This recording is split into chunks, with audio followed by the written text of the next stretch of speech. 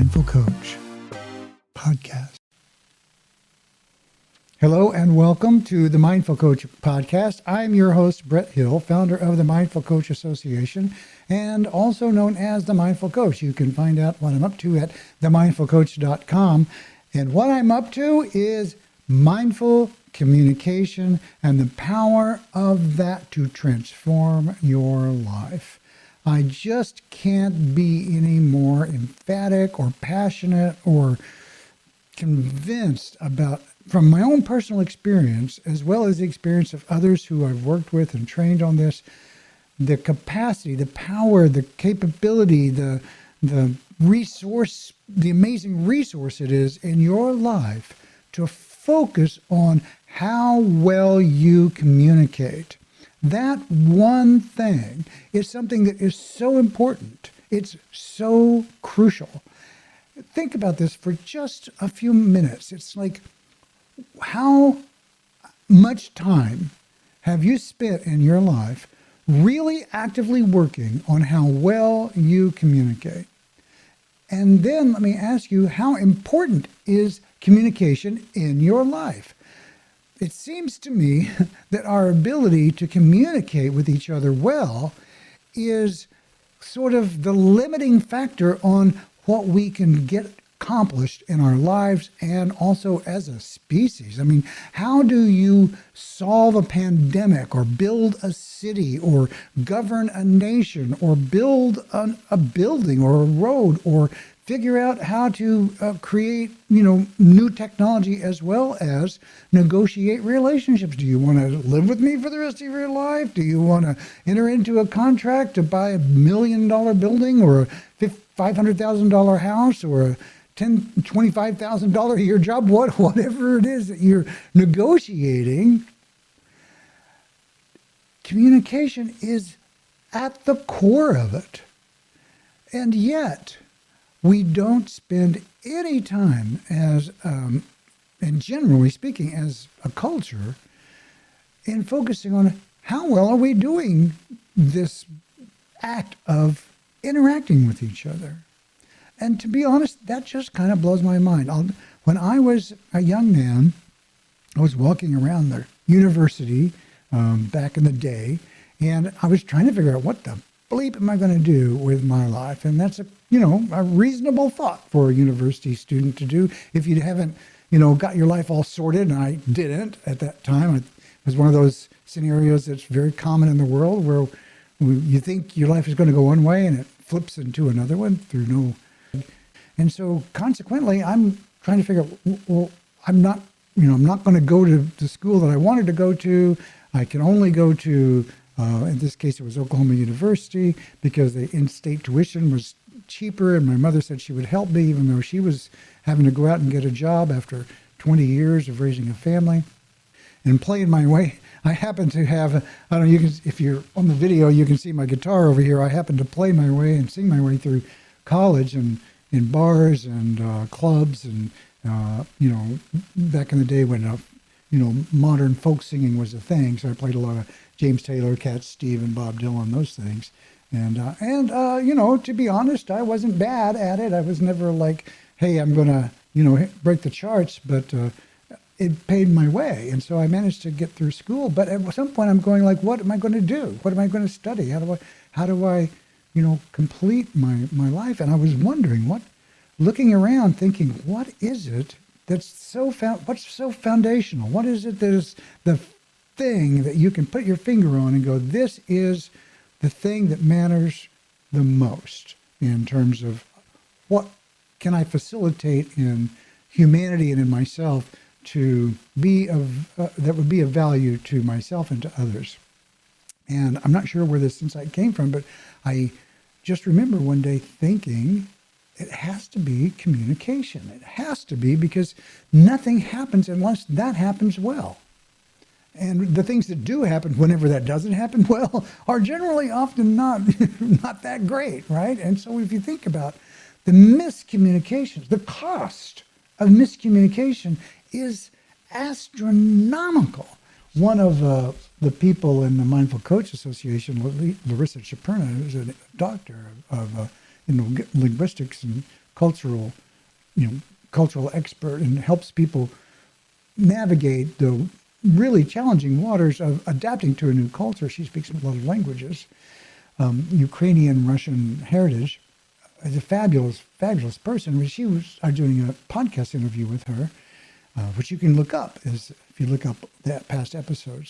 She was telling me that the misunderstandings from languages is really huge and it makes a big difference. And she gave the example when I was, a young man back in the day when, Russia was considered a threat. There's a thing they called the Cold War, and it still is a threat. But during the Cold War, how did all that come about? It all began with Nikita Khrushchev, who was the premier or whatever they're called in Russia, and he and Kennedy had this big showdown. And if you look it up, the Bay of Pigs, which was a really big deal back in the day, so we came to the brink of a nuclear war. And he, at one point, said what was translated in the American press as, "We will bury you." So the headlines were like, "We will," Khrushchev promises he's going to bury America. And of course, when you hear somebody say, in our language, you hear somebody say, "We will bury you," you think that's a threat, that they're going to be aggressors. But she was saying it's not that at all. It's more like, it's not exactly a friendly thing to say, but it's more like, we will be present at your funeral. We will outlive you. We will be the sustaining force and you will fade away. And rather than we were going to put you in the grave, it's going to be, we're going to be present at your, when you're over. We're going to be around when you're over. It was really the backstory in terms of the way of the meanings of the language. And, you may have a different take on this, but this is from her point of view, which was, and she is a linguist, and not only that, a native speaker of languages in that area. And so I have high value on her expertise. As a result of that, America felt so threatened. It started this entire Cold War thing, which cost hundreds of millions, if not billions of dollars. And there was a lot of fear around what we do. And there was all this concern and worry and dramatic buildup of the military.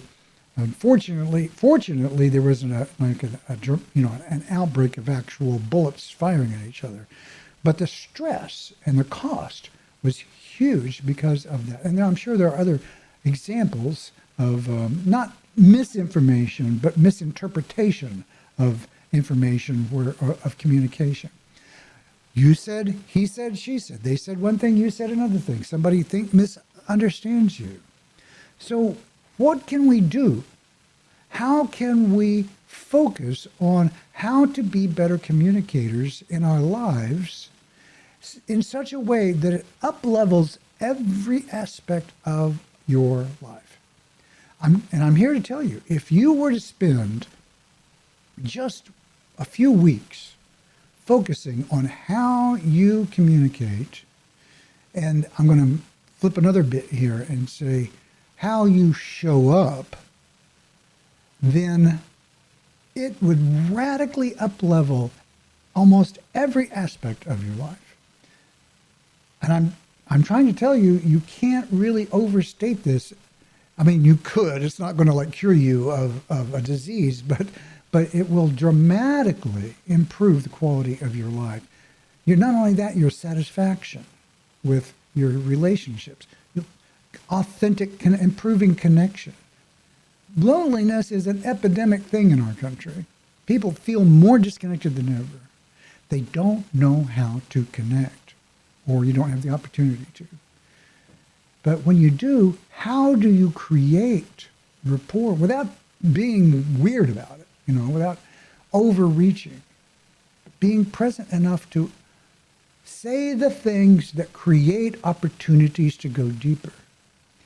And if those opportunities are present, it will go deeper. If they're not present, you're not trying to make something out of nothing. You're not trying to manufacture false connection just for the sake of it. You're actually trying to create meaningful connected relationships and moments. And these can be very simple moments. There's a saying in my work I call it, turn ordinary conversations into extraordinary experiences. And I'm absolutely serious about that.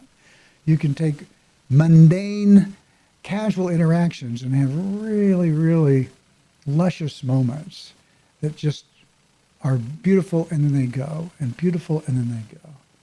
And if you think about it, it's really a metaphor for our entire lives. In some ways, our lives are just these moments that they happen and then they're gone. Because all of our lives are going to go at some point or another. That's just a fact.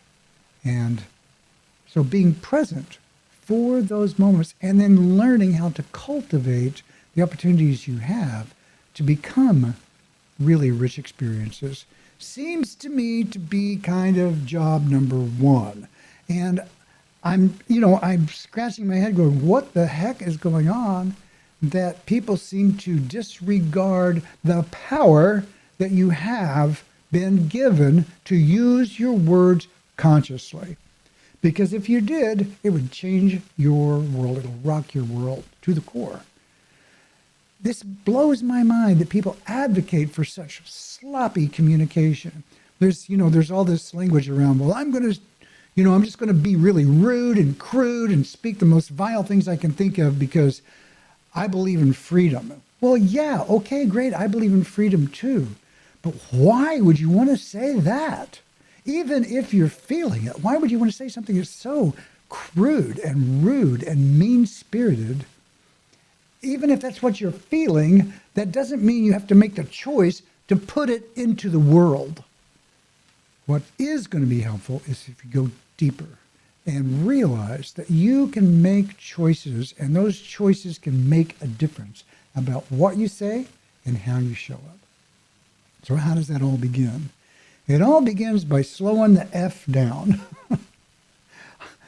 People think, I'm too busy. I can't sit down and meditate for 15 minutes a day. And, God bless, we are busy. We have crazy, crazy, crazy busy lives. And it is hard to slow down. But I'm here to tell you that if you want to get more done, for the vast majority of us, slowing down is the answer. Now, if you're sitting around and you're concerned and depressed and you're inactive, that's not the thing. In that case, you need to focus more on what's the root cause of that, and it's challenging work. But for the most of us that are out there who aren't suffering from, like a clinical depression or withdrawal, it's like there's so much going on, and a lot of it isn't necessarily the kind of stuff you're excited about in general. And even if it is, it can overtake your nervous system so much with this gotta do, this continuous stream of staccato, like, to use a musical metaphor, staccato is like, it's like very quick notes, one right after the other. And we live like that. We live, just kind of, there's this, and there's back-to-back meetings, and now I've got to do this, and now I've got to pay my taxes, now I've got to fix my car, and now I've got to make the phone call, now I've got to, there's a bazillion things that we got to do, because that's the world that we've constructed. But what happens if you simply take a breath, a conscious breath?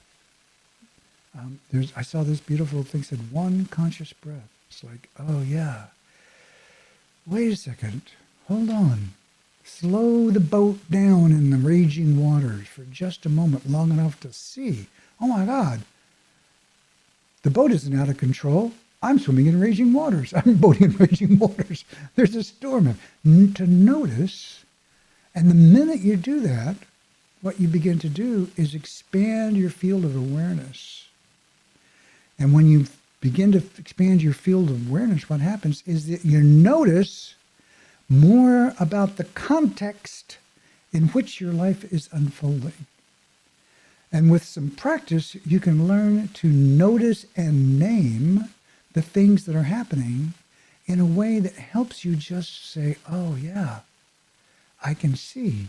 I am just driving like a maniac through my life and not really experiencing or even directing the quality of my moment, choosing in directions that give you a more satisfying day, give you a more satisfying life, that connects you deeper into your conversations and deeper into your connection with what is really true and real in you and others. That is possible. But you have to do the work. You have to not continue to run on automatic. In the mindful world, there's a thing called the default mode network. The default mode network is a neurological phrase, and all of this is actually brain science. And that's why we can look at the research and the brain scans. You can say, oh, this really does work. There's actually research that shows that if you do mindful training, that it actually changes the structure of your brain, and the benefits are astronomical in terms of, there are reports and studies that show it improves creativity, it improves your health, it decreases inflammation, it helps you with pain, it helps you with chronic pain, it helps you be more resilient under stress. There's so many facets of our lives that are improved by simply building the capacity to be present with your experience, non-judgmentally. And then put that in bold, non-judgmental. And what does that mean? I need to do another whole podcast on the meaning of that. But it doesn't mean you give up the notion of discerning between good and bad, or justice and injustice, or you let people walk all over you. It doesn't mean being okay with whatever happens to you. Like you don't want to you have a flat at the side of the road. You don't go, well, I'm so mindful, I'm just going to sit here in my car because everything is perfect. No, that's not being non-judgmental. That's being ridiculous. You fix the car because you're wishing, or you want to have a car that's working, and that makes sense, right? Obviously. So we don't want to be ridiculous about the notion of non-judgmental. What that really means is, let's say you start to slow down. You take a moment and you notice that you're having thoughts like, I'm not getting enough done, or this is ridiculous, or this is stupid, there's no way I can get more done by not doing. Which is, it's a rational thought, right? It's like you don't produce more in a factory by turning the factory off. So, with having a very production-oriented mindset, or a product-oriented mindset, output-oriented mindset, which is, of course, a very reasonable mindset to have in a culture that's oriented around material gain. But what if your product is well-being? What if your product is peace? What if your product is walking through the world in such a way that you lift those around you? That's what you, quote unquote, produce. In that case, you have to you need a different machine. You have to kind of recalibrate what's going on. It doesn't mean you can't be what you do professionally. Like, you can still have that kind of orientation. I'm going to live a life where I uplift others, and I'm going to be a great accountant, and I'm going to, or a coach, or, acupuncturist, or teacher, or whatever, artist, whatever it is you do, waiter, it doesn't matter. The judgment, though, would be, oh, I'm not getting enough done. I feel bad because I'm not doing something. Nothing wrong with that. The act of non-judgment is, oh, this language is important. This is a kind of a level 3 tip. Using the language, oh, there's that part of me that doesn't feel comfortable unless I'm getting things done. There's that part of me that doesn't feel comfortable unless I'm producing. There's too much to do. And as soon as you start to say that, you can start to feel your nervous system go, I've got to get into action. I've got to get stuff done. Yay for noticing. Just notice that's the way it feels. And then some part of you might also notice, Oh my God, I feel this way all the time.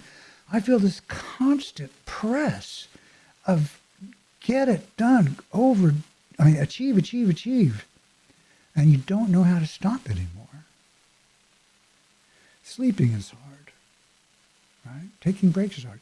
Doing things that are fun can be hard because you're not getting things done.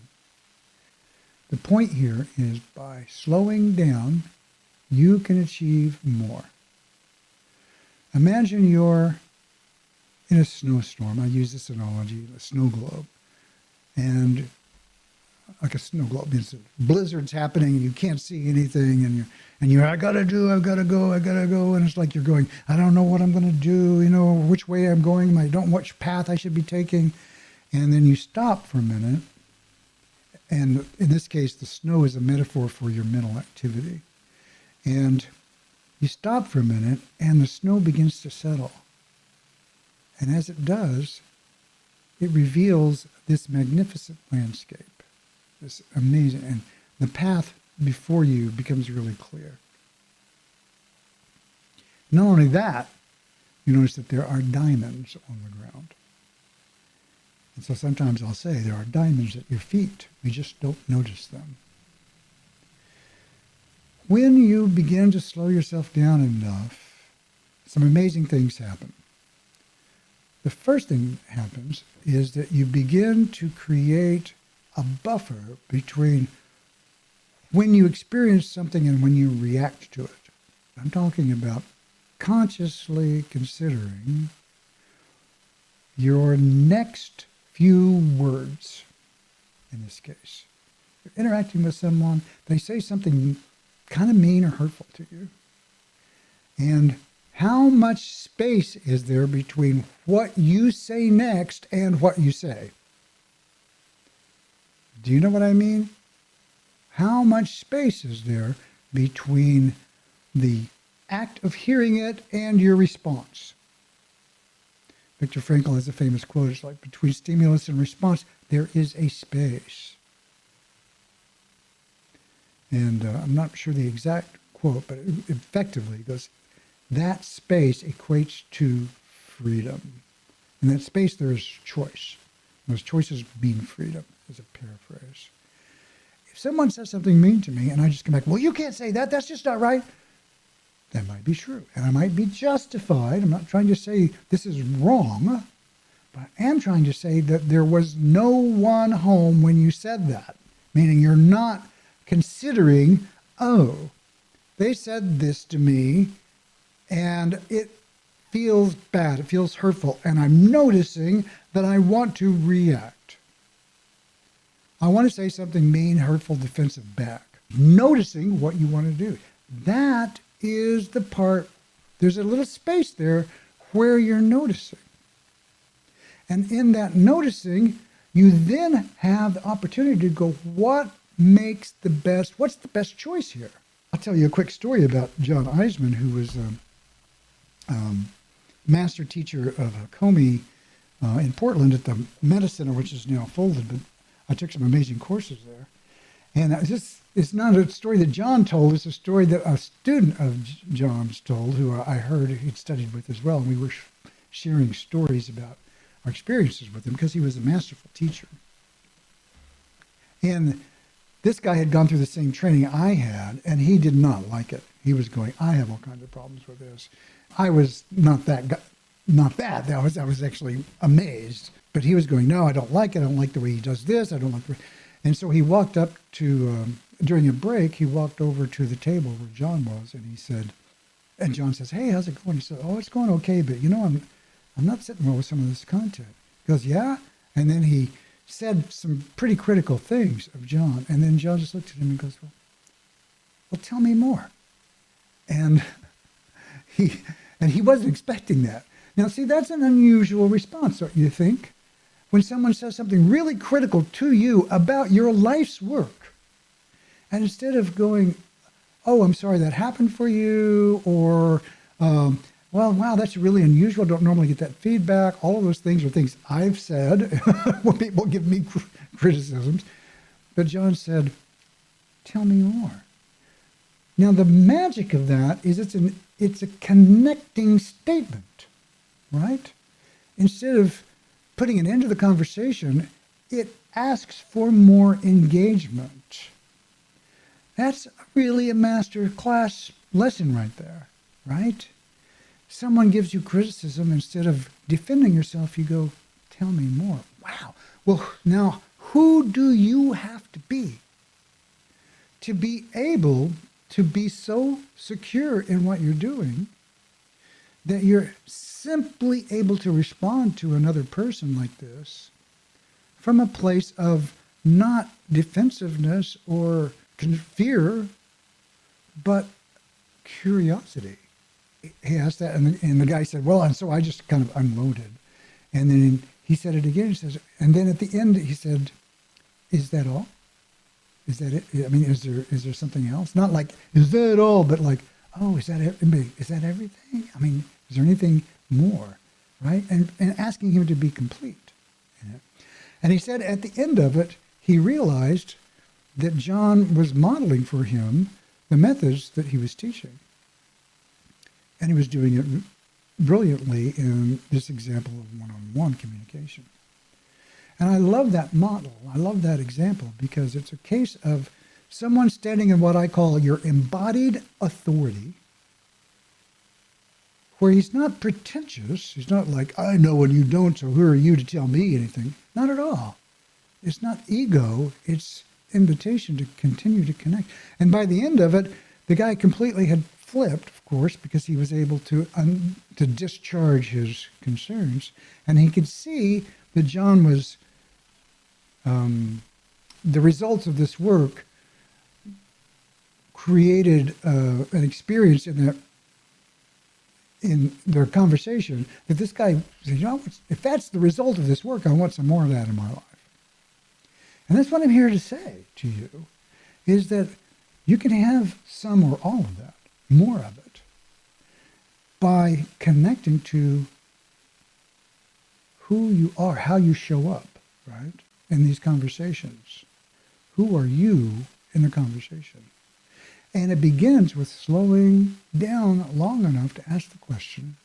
And I'm going to put this out there as probably, in my life, it's the most serious question there is in humanity. What is my experience now?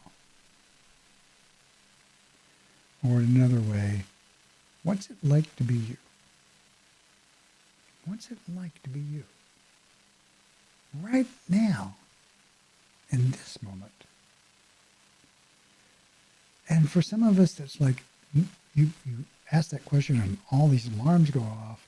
Oh my God, I'm sick, or I can't deal. And that's not wrong. You can't flee from that. It's just acknowledge, oh yeah, it's pretty hard. It's hard. And letting yourself own the fact that that is so is the beginning of living a rational life. And by rational, I mean aligned with what is actually true. Not wishing that your life wasn't as stressful as it is. But acknowledging and embracing the truth of it, even if it's unpleasant. The fact is, I've got a terminal illness. That's a fact. And it's a horrible thing to have happen in a person's life, but it is so. The fact is, I'm getting a 6-figure job offer next week. That's so exciting, but I'm not going to just identify as the guy who made it. Instead, I'm going to be myself, show up, be present, facilitate every relationship I'm engaged with, and enjoy the opportunity. Or, the fact is, I have a test next week that determines my future, and I'm worried about it. I can feel the anxiety. That's just a fact. I can feel that anxiety in me. Yeah, there's that part of me that is anxious. Taking a breath and noticing, yeah, well, I have a right to be anxious. But I don't want that to be my life. I don't want that to overcome my moment. I just want to notice that that is so. And when you do it that way, you establish yourself, if you will, as something bigger than your experience. That's really important. When you say it like that, there's that part of me that is experiencing stress, fear, anger, guilt, shame, joy, peace, love, bliss, whatever. You establish yourself as something that is bigger than that experience. You're able to have that as a part of your world, but it's not you. So important, so vital. We identify with the stories of our experience. I'm the one who's unlucky.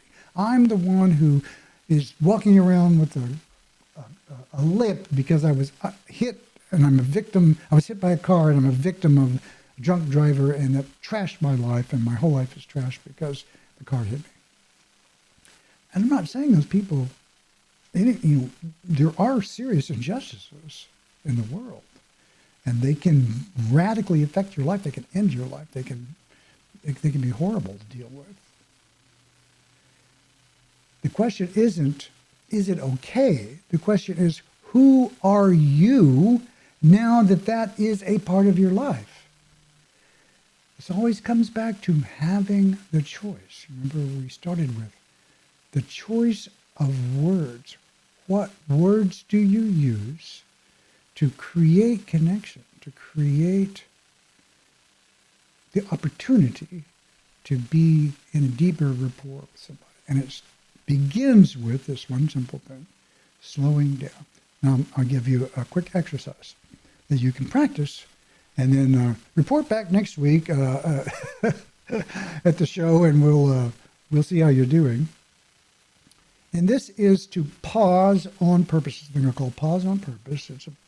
And the reason this is an important exercise is because if you want to become more conscious in the moment under stress, you have to practice when you are not under stress. Just like you don't learn to ride a bike in a race. You practice, when you first start, you practice on the sidewalk and you've got training wheels and, it's kind of like, oh, it's intentional learning. You can fall off the bike and it's okay, you get back up. You don't wait until you actually have to get on a bike and go in a hurry somewhere to figure it out. You have to practice. And so here's the practice. The practice is pause when you don't have to. On purpose, in the moment, decide, I'm going to pause now. And it doesn't have to be anything that anybody notices. Somebody says something to you like, hey, how's it going? Pause. Hey, things are fine. Or, if you prefer, you can say what's true. Well, things are kind of tough. As appropriate. Pause when you don't have to. You're getting into the car. Before you put the key in or you start the car, pause. Oh, I'm in the car. How does it feel to be in the car? I know it might sound strange, but try that. It's really different. It's being outside, giant sky overhead, unbounded space, inside a metal box. Very different somatic experience. I went through a training where we practiced those kinds of awarenesses so that they weren't lost on us. Those are transitions. When you pause at those moments and notice what's true for me now. What's it like for me to be me right now? Pausing on purpose. If you add, I'll make this promise to you, if you add 5 to 10 of those in your day, every day for a week, you will begin to notice significant changes, because what happens is it changes the conversations that you have. Because when you take that moment, you're creating that space. Remember we talked about between stimulus and response, there's a space, and that space there's a choice. That is everything. That's the magic moment that you're working hard to achieve. Then, if you do this enough, somebody says something challenging to you, you've already got the muscle built to pause. Oh, that doesn't feel good. What am I going to say? Is it appropriate? Is the context right for you to say, tell me more? Is it appropriate for you to say,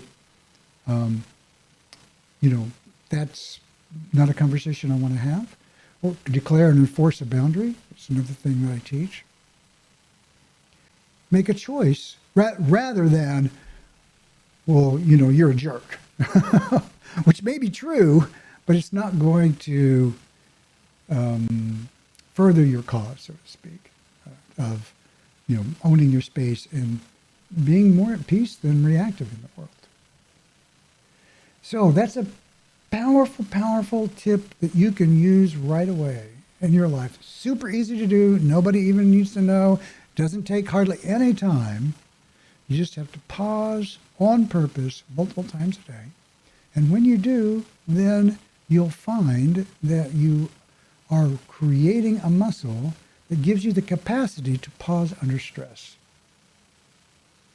So that's, the lesson, if you will, the talk for today, slowing down, pausing on purpose, and then choosing, learning, having an experience of making a choice about what you want to say.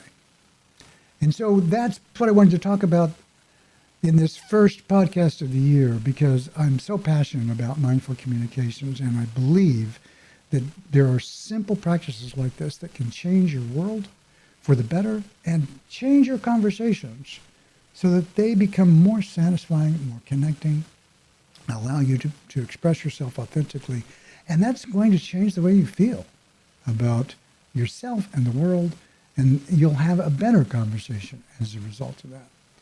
So you can find out a lot more about these kinds of skills at themindfulcoach.com, where I'm starting to offer a training on this particular sequence. There's a whole bunch of these. So if you like this, there's a whole bunch of this stuff, which I've been working on for a very long time. As you can see, I've been around a while, and I've been accumulating a lot of masterclass stuff from some incredible teachers.